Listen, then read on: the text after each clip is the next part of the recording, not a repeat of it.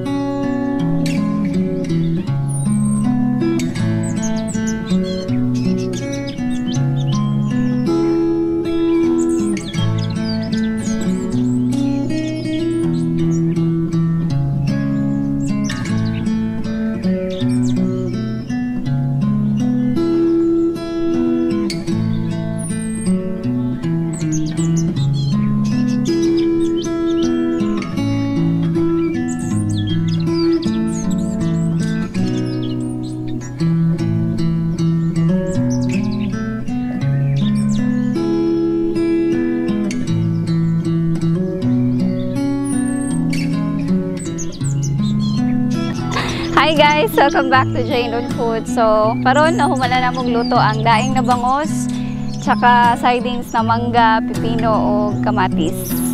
Yan. Shoutout ka kang Ramon. Siya mo yung nagsuggest and then, kumusta na mo guys? Kami okay lang namin sa Albanon Place karon. Actually, wala mi kabalo kinsa tag-iya drea. But diri mi naga-film kay wala ganahan lang mi sa view na yung mga abandoned nga kuan, boat or bangka na po'y mga payag, diba? Payag na wala na kay na po'y abandoned nga building nga burag nasira na siya.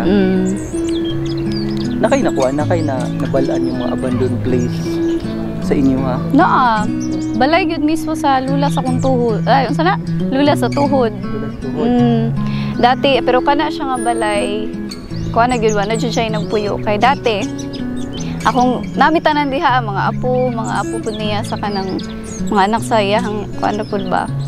So, kana siya nga balay, puluhan na siya sa tanan. Pagkamatay sa kong lula ug lulo sa tuhod, lahi na nagpuyo and then hunted na siya. Nay one time nga.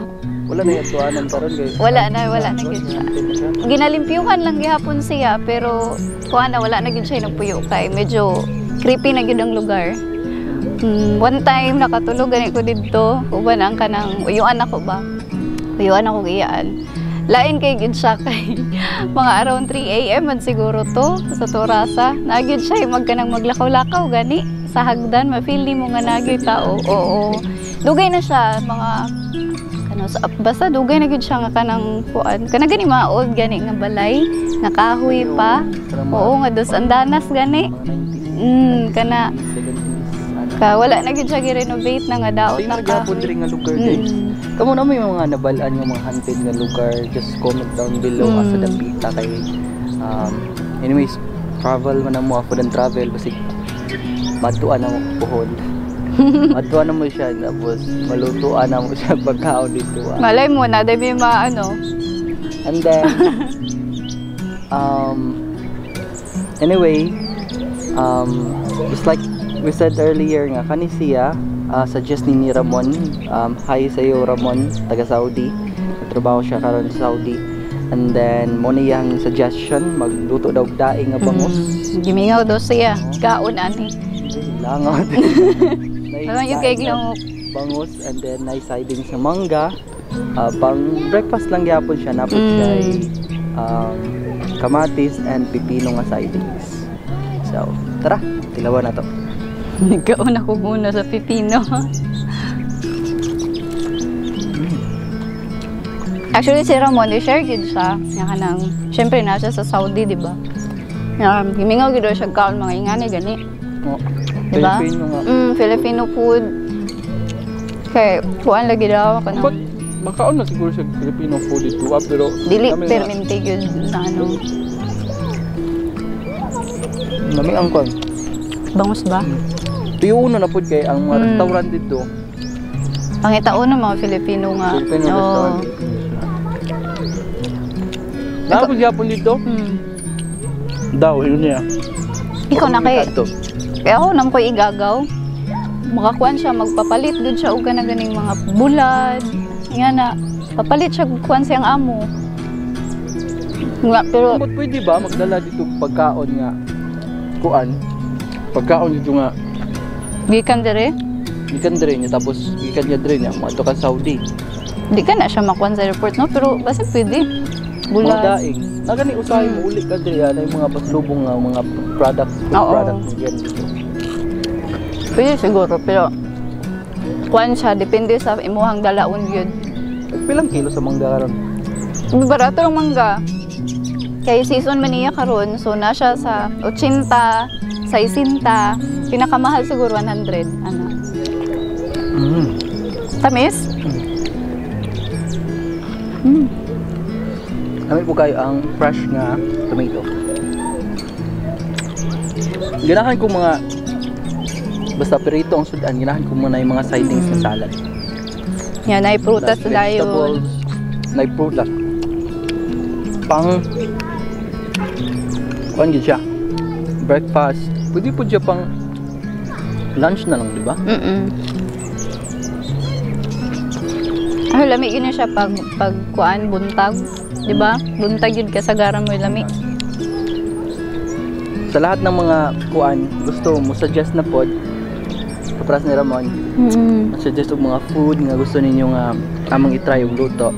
Just comment your suggestion down below or message me directly sa page. Pwede po nimo i-message directly sa page na mo, sa Facebook page na po may Facebook page. And then more to, thank you so much sa lahat ng nag-subscribe. Pero bago pa mo aning channel guys, please consider subscribing down below.